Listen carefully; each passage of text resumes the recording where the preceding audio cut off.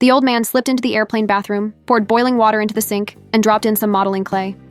Once it softened, he shaped it, pressed it into a prepared mold, and soon had a realistic-looking fake gun. He then knocked on the door and handed the fake gun to his partner. "Everybody down, don't move." At the same time, 2 more hijackers rushed out. They quickly took control of the cabin, grabbed a flight attendant, and demanded to know which passenger was the air marshal. To keep anyone from getting hurt, the air marshal revealed himself and surrendered. The hijackers immediately moved in and took his weapon.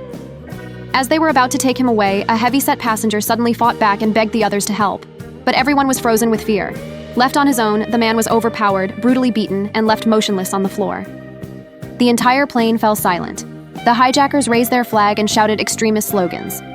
Meanwhile, the captain finally sensed trouble in the rear cabin and switched frequencies to alert ground control that the plane had been hijacked.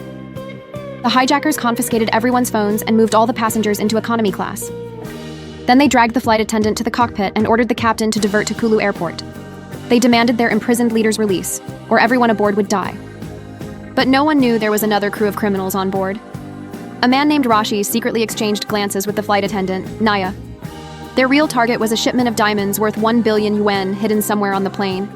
The Home Minister had bought the diamonds to launder money. To transport them safely, the seller arranged several safeguards. A secret courier would carry the safe, and opening it required 2 codes, one held by the seller and the other by the minister.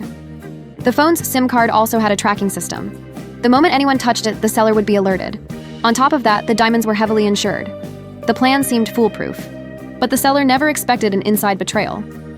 Rashi secretly approached the minister's aide and asked for the second code, offering to split the diamonds 50-50.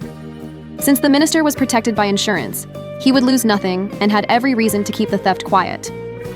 Because the phone could be tracked, Rashi had to make his move during the flight, so he teamed up with his flight attendant girlfriend, Nia. They didn't know who the courier was, but company rules required the person carrying the diamonds to avoid all food and drinks. That rule became the key to identifying the courier.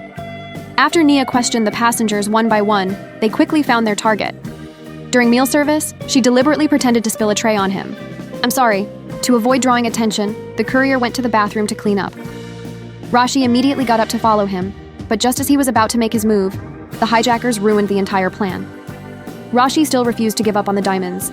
He faked an asthma attack and asked to return to his seat for his medication. The hijackers only cared about freeing their leader, so they allowed it to avoid more trouble.